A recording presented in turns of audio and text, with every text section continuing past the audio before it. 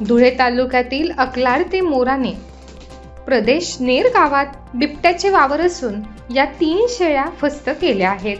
तसेच गावातील शिवारातील नागरिकांना सूचित करण्यात येते की आपल्या परिसरात वन्य व बिबट्यांचा वावर वाढला आहे। मोराणे नेर गावात बिबट्याची दहशत आहे।